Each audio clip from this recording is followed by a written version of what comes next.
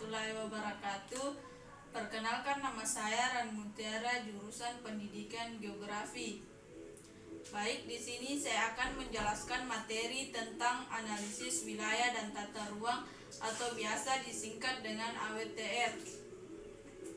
Sebelum melangkah lebih lanjut, saya akan menjelaskan dulu satu persatu apa itu analisis, apa itu wilayah, dan apa itu tata ruang.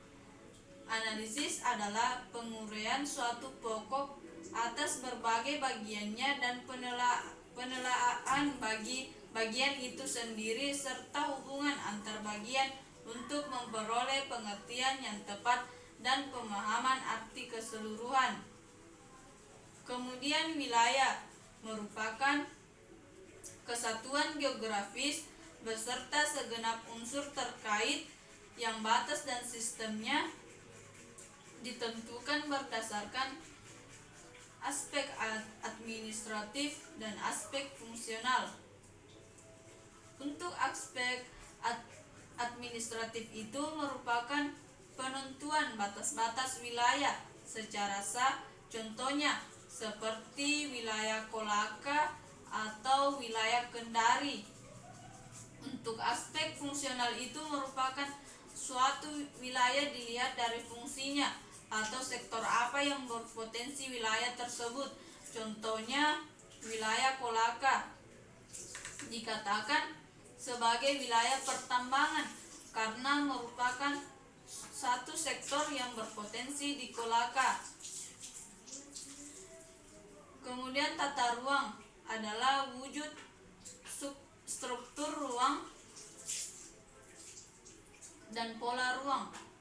Struktur ruang sendiri merupakan susunan pusat-pusat permukiman dan sistem jaringan sarana dan prasarana yang berfungsi sebagai pendukung kegiatan sosial ekonomi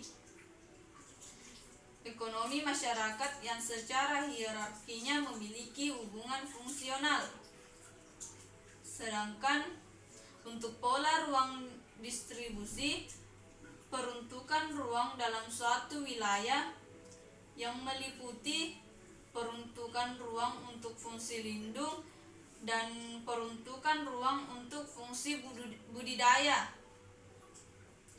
Kemudian ada proses penyusunan rencana tata ruang yang terdiri dari yang pertama, proses penyusunan rencana tata ruang.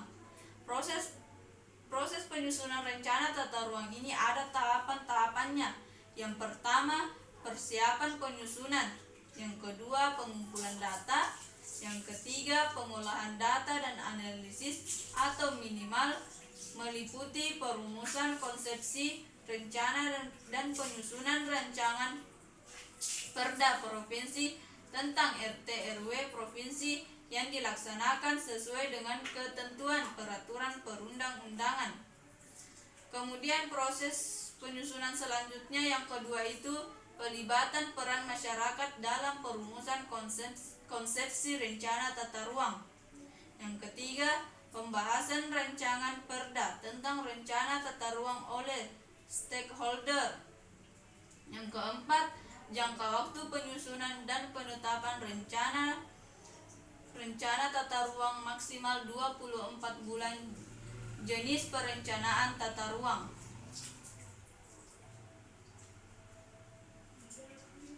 Perencanaan tata ruang terbagi menjadi 3, yakni perencanaan tata ruang wilayah nasional. Perencanaan tata ruang wilayah nasional sudah diatur dalam Peraturan Pemerintah Republik Indonesia Nomor 26 Tahun 2008 tentang Rencana Tata Ruang Wilayah Nasional. Arahan kebijakan dan strategi pemanfaatan ruang wilayah negara yang dijadikan acuan untuk perencanaan jangka panjang. Jangka waktu perencanaan tata ruang wilayah nasional adalah 20 tahun. Selama 5 tahun sekali akan dilakukan peninjauan. Kemudian ada struktur ruang wilayah nasional, meliputi akses pelayanan perkotaan dan pusat pertumbuhan ekonomi, wilayah kualitas, dan jangkauan pelayanan jaringan prasarana transportasi, telekomunikasi, energi, dan sumber daya air. Rencana Tata Ruang Wilayah Nasional memuat sebagai berikut. Yang pertama, penyusunan rencana pembangunan jangka panjang nasional. Yang kedua, penyusunan rencana pembangunan jangka menengah nasional. Yang ketiga, pemanfaatan ruang dan pengendalian ruang di wilayah nasional. Yang keempat, perwujudan keterpaduan, keterkaitan, dan keseimbangan perkembangan antar wilayah provinsi serta keserasian antar sektor. Terus yang kelima, penetapan lokasi dan fungsi ruang untuk investasi. Keenam, penataan ruang kawasan strategis nasional. Yang ketujuh, penataan ruang wilayah provinsi dan kabupaten atau kota. Terus yang kedelapan, kebijakan dan strategi penataan ruang wilayah nasional. Dan kesembilan, kebijakan dan strategi penataan ruang wilayah. Ruang wilayah nasional meliputi kebijakan pengembangan struktur ruang dan pola ruang. Pola ruang wilayah nasional memiliki 3 bagian, yaitu kawasan lindung, kawasan budidaya, dan kawasan strategis nasional, dengan tujuan sebagai berikut. Yang pertama, tujuan penataan ruang wilayah nasional. Yang kedua, ruang wilayah nasional yang aman, nyaman, produktif, dan berkelanjutan. Yang ketiga, keharmonisan antara lingkungan alam dan lingkungan buatan. Dan yang keempat, keterpaduan pemanfaatan ruang darat, laut, dan udara termasuk ruang di dalam bumi. Yang kelima, keterpaduan perencanaan tata ruang wilayah nasional, provinsi, dan kabupaten atau kota. Terus yang keenam, pemanfaatan sumber daya alam secara berkelanjutan bagi peningkatan kesejahteraan masyarakat.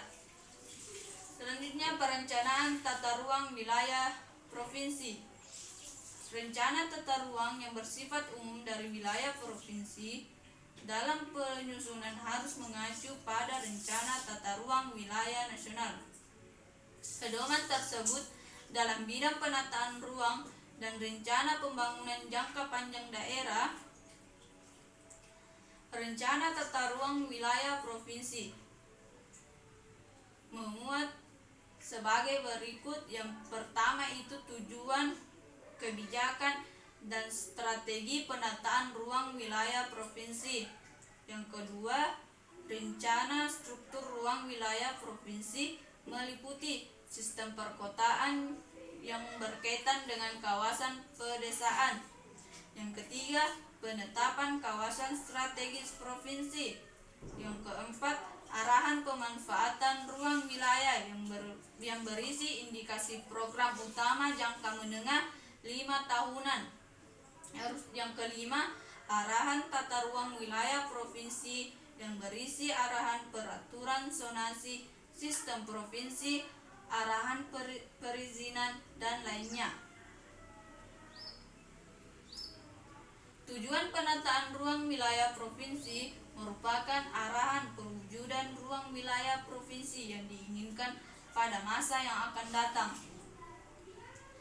Ada beberapa fungsi dari penataan ruang wilayah provinsi, yakni yang pertama, sebagai dasar untuk memformulasi kebijakan dan strategis penataan ruang wilayah provinsi. Yang kedua, memberikan arah bagi penyusunan indikasi program utama dalam rencana tata ruang wilayah. Yang ketiga, sebagai dasar dalam penetapan arahan pengendalian pemanfaatan ruang wilayah provinsi. Dan kemudian rencana tata ruang wilayah kabupaten atau kota. Sesuai Undang-Undang Nomor 26 Tahun 2007 tentang penataan ruang pasal 11 ayat 2, pemerintah daerah kabupaten berwenang dalam melaksanakan penataan ruang wilayah kabupaten. Penataan tersebut meliputi perencanaan tata ruang wilayah kabupaten, pemanfaatan ruang